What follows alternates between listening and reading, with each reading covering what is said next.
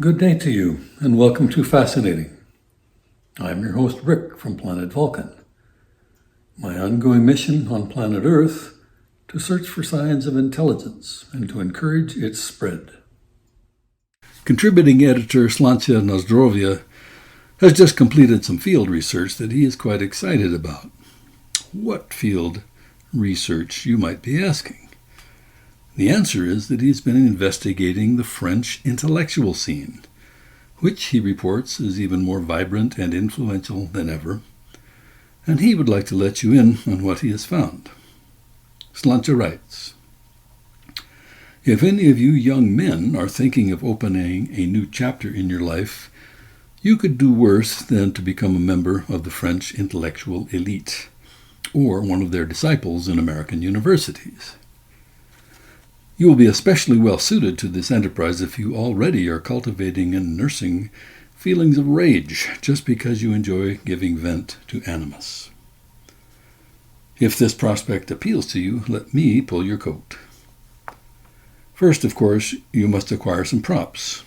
Smoke brown cigarettes, wear a beret, and be frequently seen in the company of your boyfriend. All the top male French intellectuals have boyfriends. It helps if you're gay, but there are ways around this. Use your imagination.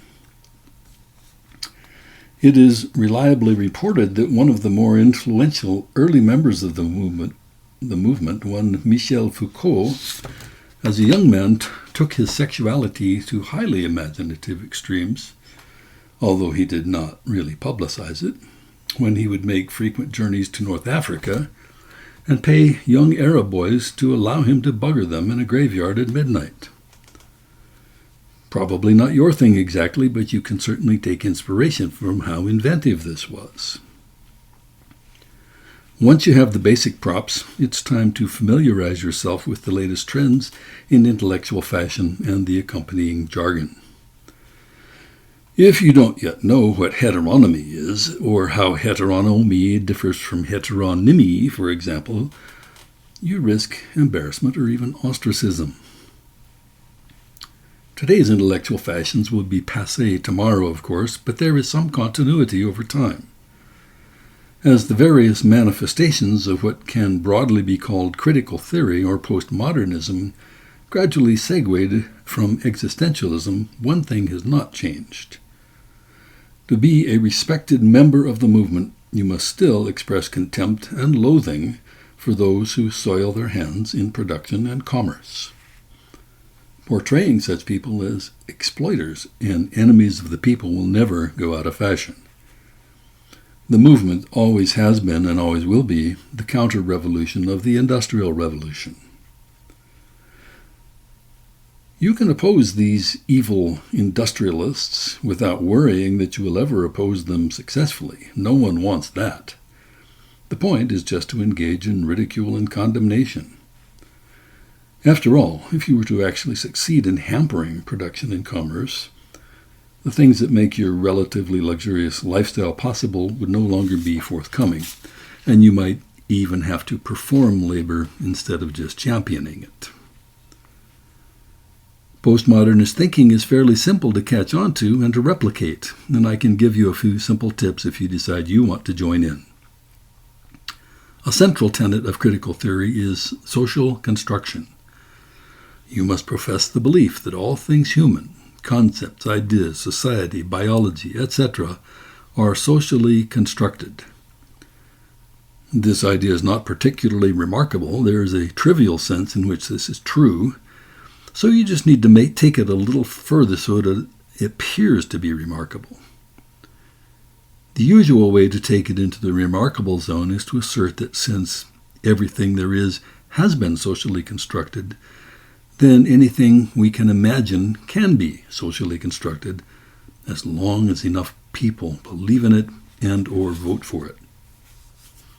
Don't worry about the fact that this conclusion violates fundamental rules of logic and ignores any constraints placed upon us by nature. Logic itself is merely a social construct, and reality is just a concept, so you are permitted to unbelieve whatever proves to be inconvenient. See how easy this is? You must also strive to be seen as an advocate of the people. This means that you must adopt the idea of class struggle. The idea here is that enemies of the people have exploited a power differential to construct their version of reality to the detriment of the people. You then just need to consistently advocate the removal of the enemies of the people from their positions of power and their replacement with friends of the people. Once the friends of the people have the power, they will then design and construct a new reality, and we will have heaven on earth. Or at least our grandchildren will. You must also understand the concept of deconstruction. You begin with the premise that all relationships are political, that is, power-based, and you reduce whatever particular social construct you are discussing to the power relationships that might plausibly underlie the construct. Deconstruction is not as difficult as it might sound, so do not despair. In a short time you will catch on to how it's done. And if you are concerned that the process of deconstruction requires evidence and rigorous reasoning, do not be discouraged. It requires neither. You only have to create an appearance of plausibility, a kind of just so story, and pepper it with the proper jargon. An accomplished critical theorist will also be able to undermine anyone who expresses a contrary opinion. An impressive recent example is an essay on freedom by a prominent American critical race theory maven. In a highly imaginative piece, strung out to impressive length, and with many polysyllabic terms and a wealth of examples, he argues that freedom means different things to different people based on the idea that different people would choose to do different things with their freedom.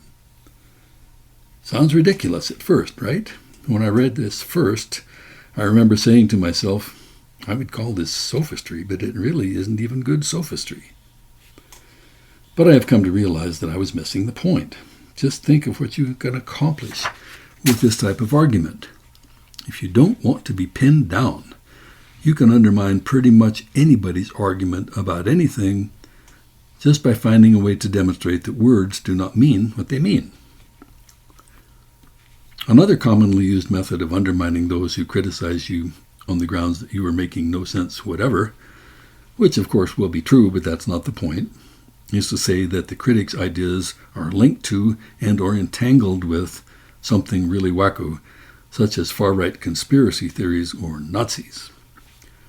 This is a great method with proven effectiveness. You can say things like so-and-so is echoing or providing emotional energy to the conspiracy theory du jour. One thing you never want to do, of course, is to engage the critic on the merits of what they actually have said. And here's another good one by a prominent Frenchman in the movement, one Bruno Latour. In a virtuoso performance that demonstrates the lengths to which you can take the social construction argument while presenting yourself as a profound and imaginative thinker, he recently announced that bacteria did not exist before they were discovered by Pasteur. Is this a true master at work or what? Finally, what about the constraints that nature actually imposes? Any moron is aware that there are such constraints, of course. We will not live forever, and while we are alive, someone will have to produce what we consume. And nature has definitely sculpted men and women differently. There is such a thing as reality. Reality is what doesn't go away, even if you don't believe in it. Such concerns are potentially problematic if you subscribe to postmodernism. But just remember that the flip side of every problem is an opportunity. Each and every constraint that nature places upon us can be spun such that you blame a supposed ruling class for the existence of these constraints. The patriarchy is always a convenient one, and of course the oligarchy. You can make use of as many of these archies as you can imagine, and requirements for plausibility are pretty lax. Some current examples. Enforced status as mothers, as if those in power have arbitrarily decreed that it is women and not men who must give birth and suckle the young. It has nothing to do with evolution, which has given women and not men wombs and mammaries. The male gaze, as if there is no reason connected with evolutionary processes for the fact that men enjoy looking with admiration and desire upon the beauty of a fertile young woman. I do not want to spoil it, but please have a look at the mental contortions theorists have gone through to create their explanation for the male gaze and to make it fit in with the deconstruction narrative. It's hilarious.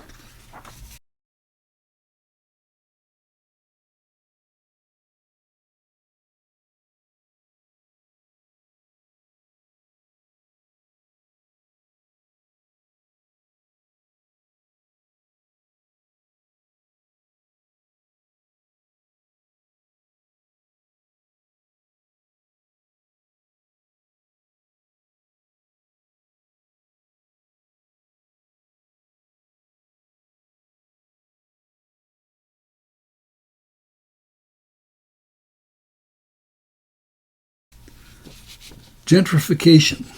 This is when a developer arbitrarily targets a black neighborhood and forces the people to move by the heartless tactic of offering them high prices for their property. It has nothing to do with the impersonal forces of supply and demand and the fact that the developer is just the messenger. Gender assignment. Gender, and even biological sex, are portrayed as arbitrary social constructs, and doctors assign gender when a child is born. Assigning babies with penises to the male gender and babies with vaginas to the female gender is egregiously presumptuous. Let these examples serve as an inspiration to you. They show that no idea is off limits just because it makes no sense. Hop aboard and you will soon be ready to make a fashionable splash on the rive gauche. Many thanks to Slancha for this informative essay. I invite you to watch the next essay on the Fascinating YouTube channel. Please recommend Fascinating to your friends if you find the lessons from nature in these essays personally valuable. Thanks to Track Tribe for allowing use of their song Helium. Live long and prosper. Savor your experiences. Treasure your memories. Anticipate a happy and rewarding future, and respect nature's wisdom.